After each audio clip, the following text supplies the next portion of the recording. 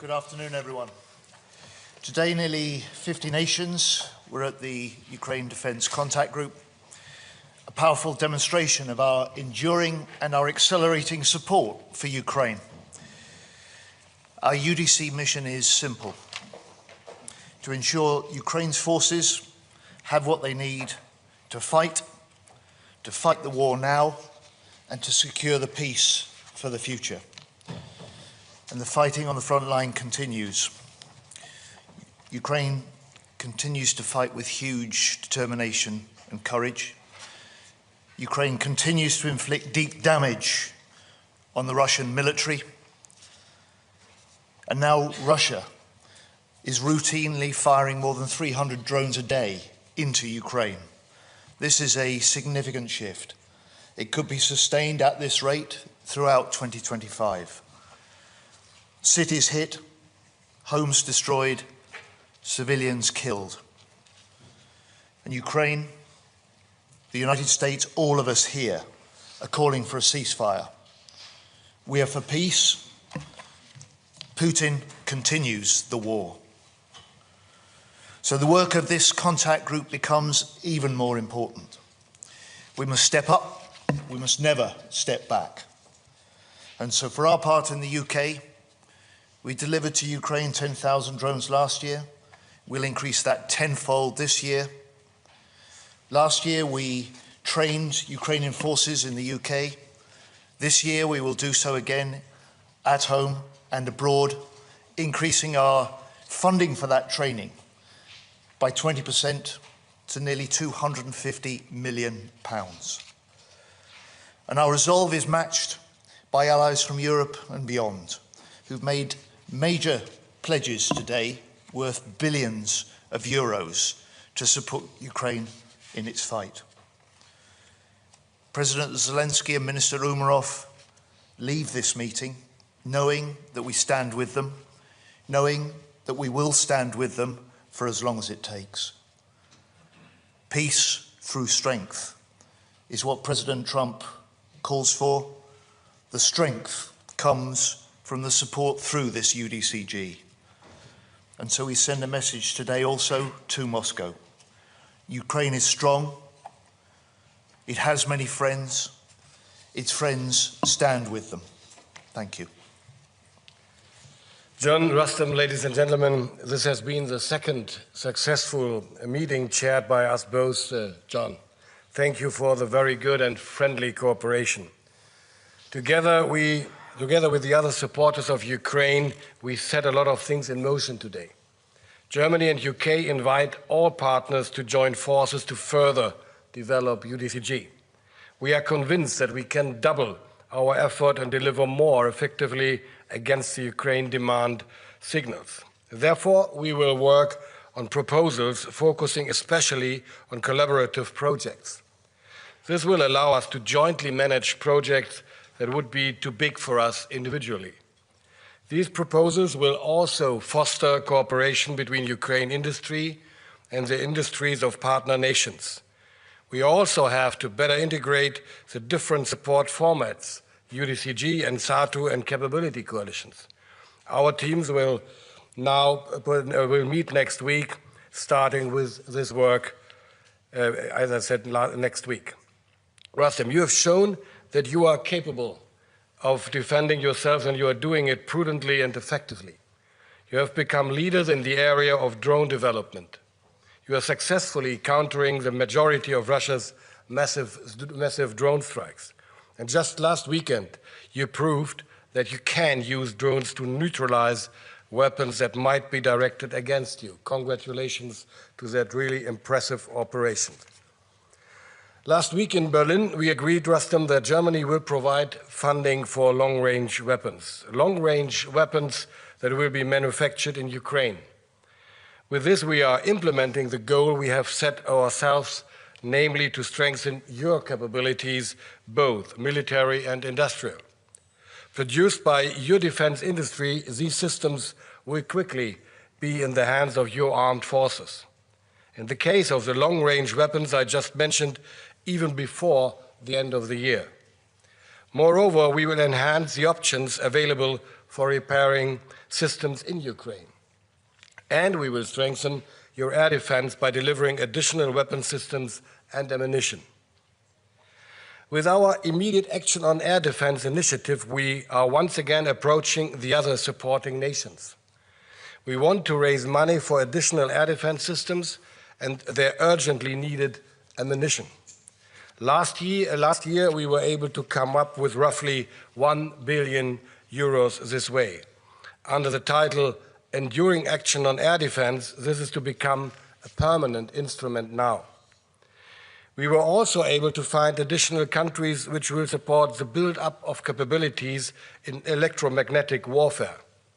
Belgium, Estonia, Italy, Sweden, and Turkey.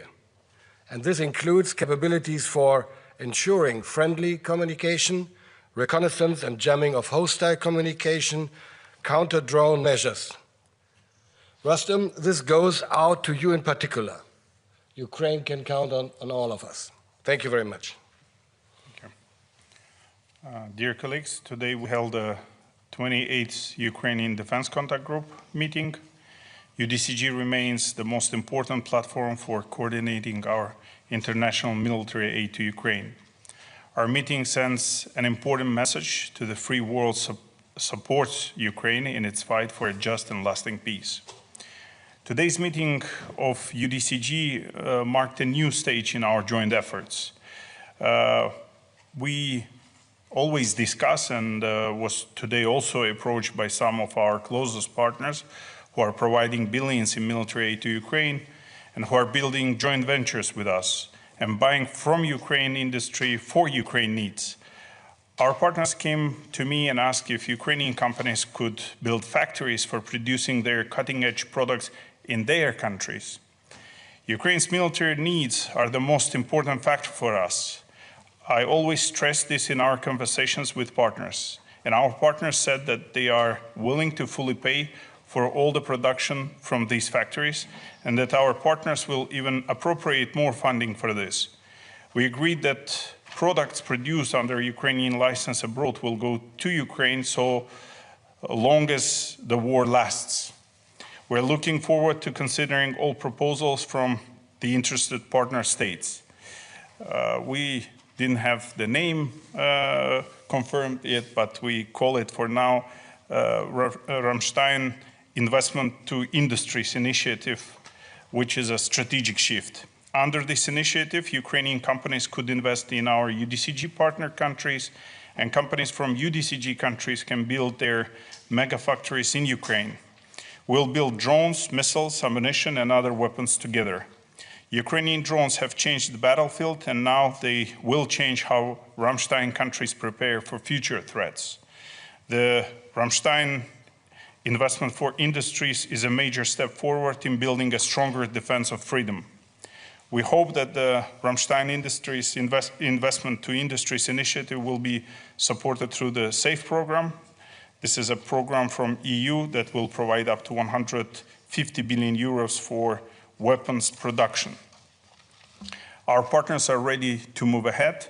This is a win-win for everyone. Ukrainian companies can invest in Europe, and European companies or Euro-Atlantic companies can build their factories in Ukraine. Ukrainian companies, of course, will gain access to financing, advanced technologies, and new production sites, and strategic partnerships with leading global players. Our allies will have the opportunity to build their industrial strengths, but with all weapons supplied to Ukraine. Together, we are not only defending freedom, we are shaping the future of Ramstein defense. I'm grateful to all the countries who have recently announced new military aid packages to support our fight for freedom and peace. I'm grateful to my very good friend, Secretary Healy, and Minister Pistorius for organizing this Ramstein meeting. Peace in Ukraine must be just, lasting, and protected by international unity. Together, we are working to achieve this through the Ramstein Investment to Industries initiative and other ways. Thank you, our partners, for stepping up your support. Our unity brings a just peace closer. Thank you very, very much. Thank you very much, Secretary of State Healy, Minister Pistorius, Minister Umerov. We'll now take questions. The first question is to Roxolana Lisowska from the Ukrainian public broadcaster. Thank you. My question for both of us and Secretary Hilly and Minister Pistorius. So on May 10, the leaders of the coalition of willing agreed the framework of sanctions against Russia in case if Russia slows down the peace talks. So in the past few weeks, Russia hasn't shown any really interest in negotiations. Should we expect those sanctions to be applied? And if yes, when? And also, I have to ask, were Britain and Germany aware of Operation Spider's Web, and how can you assess it? Well, to begin with the second question, there is no answer as far as Germany is concerned. I really admired what they were doing over there, but it's not my role to give a comment on that. So I'm sorry for that. The first question, we were talking about that issue several times, and I think it is a matter just of a couple of days whether there will be another stronger sanctions or not. This is not up to me. It's a decision of the entire government in Germany. But of course, we are in close contact with the European Union and with our partners and with UK to discuss that. But I don't have, at least not for the moment, a concrete answer for you. I'm sorry for that too. So hats off to Ukraine for Spider's Web. It reminds us that Ukraine can inflict deep damage on the Russian military. It reminds us that Ukraine is very much in this fight and determined to prevail. And we, as the nations standing with Ukraine, are determined to support in whatever ways that we can. And on the coalition of the willing and the announcement of sanctions, it's quite clear that this war must end in the end at the negotiating table and not on the battlefield. It's why President Trump's ceasefire initiative is so important. Putin has talked about peace, but shown he's unwilling to negotiate. And so more pressure must be brought on Moscow to come to the negotiating table, to negotiate seriously, because Ukraine has demonstrated it stands willing for peace. US is trying to lead those negotiations, and we as nations supporting Ukraine will do everything we can to help that process. The second question is for Johnny Beale at the BBC. Thank you very much. I know Peter Hegseth did not turn up for this meeting, but he is expected to arrive tonight. We are told by his ambassador to NATO that he will come with a very clear-cut message, and that is that, in his words, every ally must commit to investing at least 5% of GDP on defence and security, starting now. I'd like to ask Secretary Healy, I mean, you haven't even been able to give a clear-cut commitment on 3%, so are you worried you're going to disappoint your US allies on this? If I could ask Minister Pistorius, when will Germany commit to 5%, and by when? What sort of timetable are you looking at, if you even can meet that? Mr. Umerov, if I could ask you, sir, I think we've been told that Ukraine will be represented at the NATO summit in The Hague later this month. Can you tell us whether President Zelensky will be attending? We're not clear on that. Thank you. So summit discussions are for the summit. But those summit discussions will not just be about funding profiles, they will be about the crucial capabilities that each one of the 32 nations will contribute in the years ahead to strengthening NATO's collective deterrence and its collective defence. It is a matter not just of how much nations spend, but how they spend it. And in the UK, we've recently released our Strategic Defence Review that sets out a 10-year vision for how we'll transform Britain's forces, reinforce our NATO-first contribution to this alliance, and we recognise the urgency. We're a government that's increased funding for defence by £5 billion this year, made the plans to increase to 2.5%, a level that the UK has not spent for 15 years, and we'll do that in 2 years' time. We will do that by switching money directly from overseas development aid. It's a tough decision to do. And as the Prime Minister said, we're committed to spending what we need to deliver that strategic defence review. But the 5% does matter to the Americans. Can you make it? I mean, do you think you're worried you'll disappoint them? No, we will enter the discussions at the summit.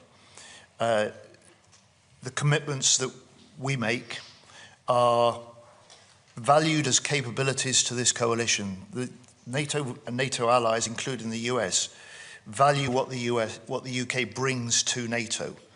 We're the only nation with a nuclear deterrent that commits it in full to the NATO alliance, to all of our allies.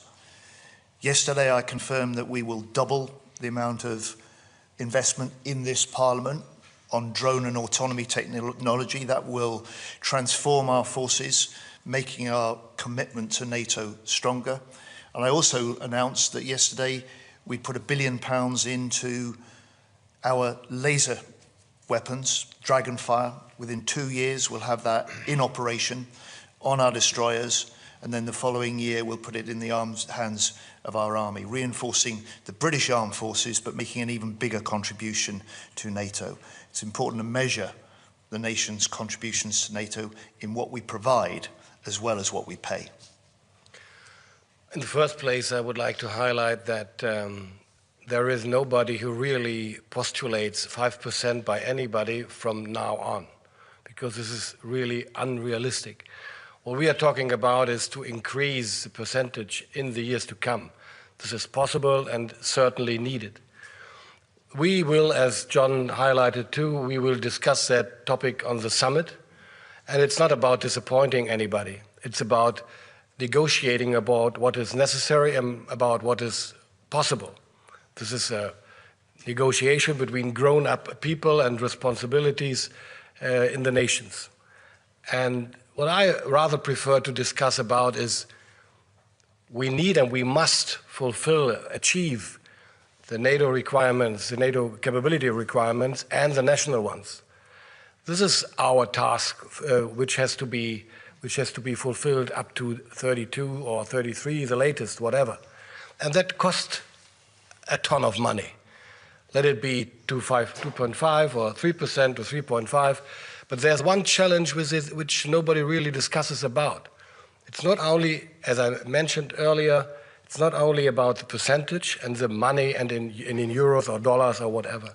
It is about how much money is really be able to be spent actually at the end of the year if industry is not able to deliver what we ordered. So if I had 3% of the German GDP, which would be 125 billion euros a year, and I can't spend it till the end of the year and have to give back 20 or 30 or whatever billion euros to the finance minister, this guy would be happy, but I wouldn't have spent and I wouldn't have achieved 2% or 3% or whatever. So we have to find a realistic compromise between what is necessary and what is possible really to spend, and we need new instruments for doing that and to enhance the possibilities of our industry in Europe and beyond to produce more than they used to do before. This is a challenge, so it's not only about percentage, but I know I'm not naive. We will discuss about 3.5 or 1.5%, whatever, but what we need is to remain realistic. If we are invited, we'll definitely consider it. We shall be invited. You know that Ukraine sometimes not invited. So this is the biggest challenge to us. You can't say who's coming, though. If, as I said, we will be invited, I'm not aware of this actually discussion because not my pot of coffee, but we definitely always consider. Thank you. The next question is for Sabina Siebold, Reuters. Thank you. Minister Umerov, another question on the summit. We've been hearing rumors there might be NATO-Ukraine Council. at ministerial level, which would affect you. So can you tell us whether there's a NATO-Ukraine Council planned either at defense ministerial level or at foreign ministerial level? And another question to Minister Pistorius. Sorry, again on the timetable for the 5%. Your Lithuanian counterpart today demanded that the target date should set by 2030. The latest, not 2032, but 2030. Would that be something that Germany would be ready to consider and to meet the target by then? Thank you. Well, I would rather prefer not to give an assessment to public statements of my very valued colleague from Lithuania, because this is not about Lithuania or any other state in the Baltics or on the eastern flank. I know the special effectiveness of what is going on in the world, but still, whether we will achieve 3.5% plus X in the year 2030 or 2032 is not really the most relevant question, to be honest. NATO-Ukrainian Council hopefully will be made tomorrow on a ministerial level, and I'm planning to attend it. Thank you. And the NATO summit? NATO summit, I cannot comment. Thank you. The next question is for Kat Neelan of The Observer. Thank you. Defence Secretary, the Strategic Defence Review talks a lot about cyber threats, and you talked about how many the UK has seen. Do you think that we're now at the point where we need greater clarity over whether that type of threat should warrant an Article 5 response? And to the other two ministers, when the Strategic Defence Review was published, there was an expectation that there would be some time for it to be digested in capitals around Europe. Have you had a chance to look at it, and what is your view of that? So you're right that the UK, and it will be the same for Boris in Germany, has been subject to an increasing level of cyber attacks. We in the defence field have been the subject of 90,000, at least 90,000 attacks in the last year, directed at defence across the board, all of which can be linked in some way to states. So there's a level of aggression which is rising.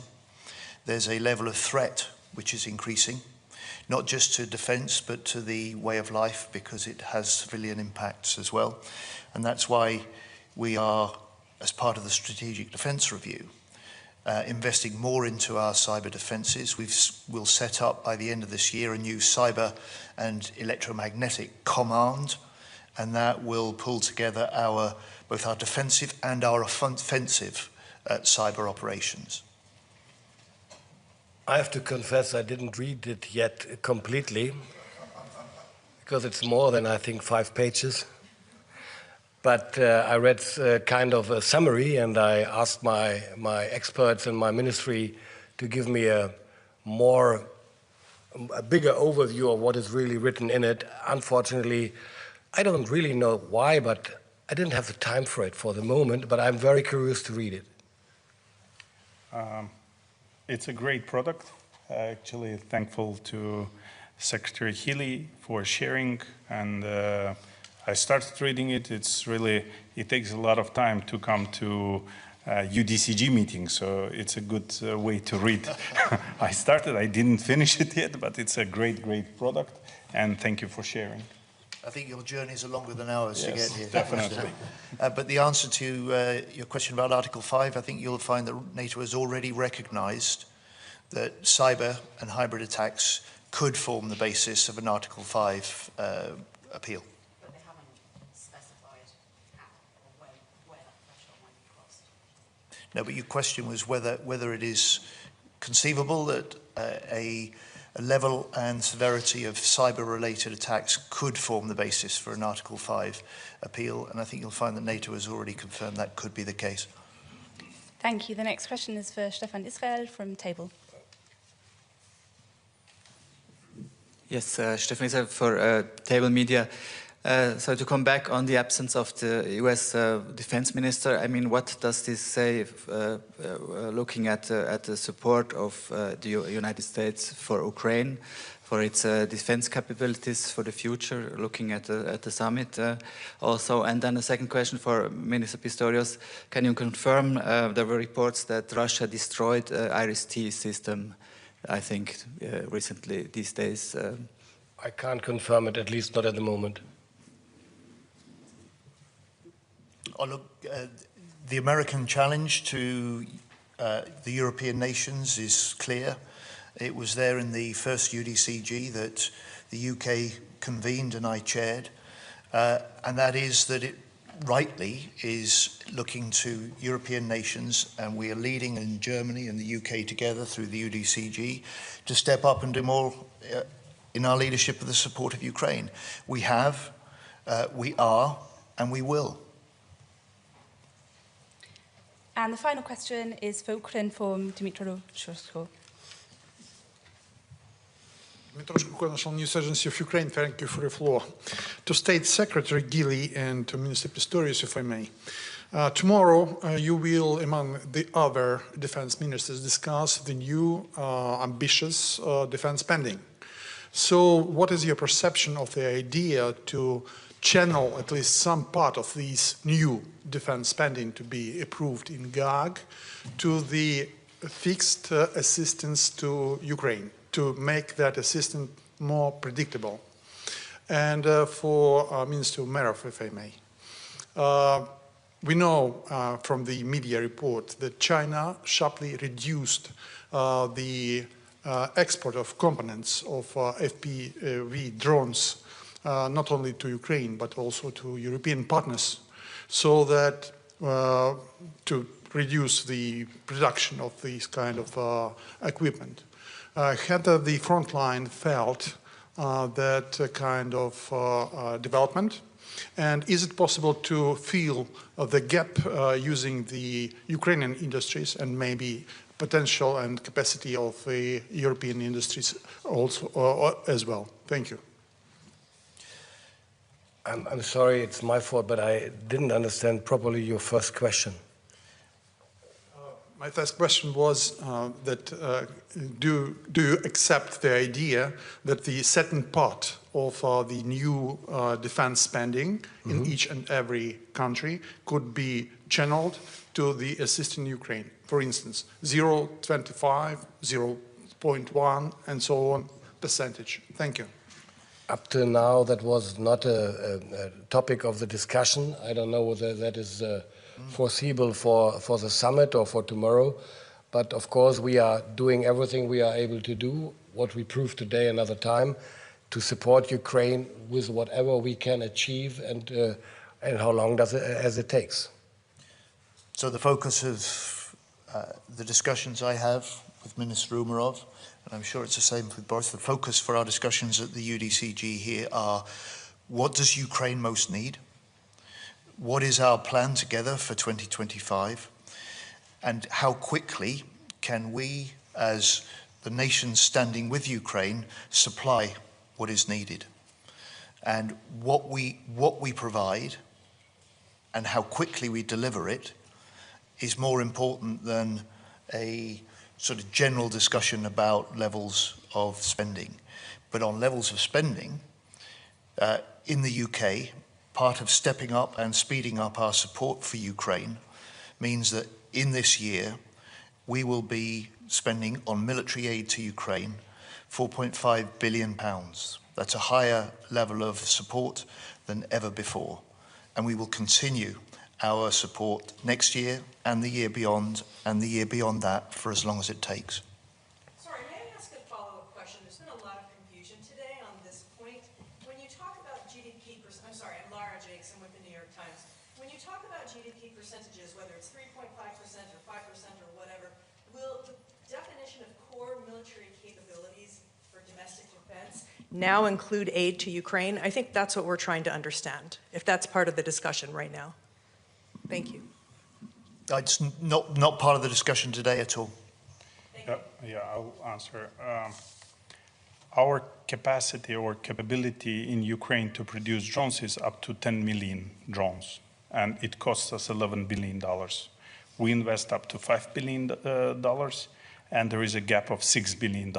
So that's what I addressed to UDCG. As for your specific question, on FPV, we are able to produce ourselves, but we have a shortage of finances. On Mavic drones, which is Chinese production, there was reports of, let's say, that it was redirected to Russia rather than to Ukraine.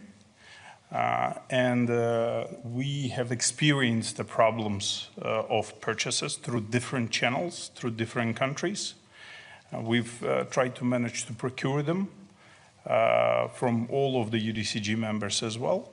And we, in addition to it, we started a program to localize these drones. We achieved it in several months, but before, from the time they start redirecting it, we had experienced problems, but now we have a Ukrainian-made, let's say,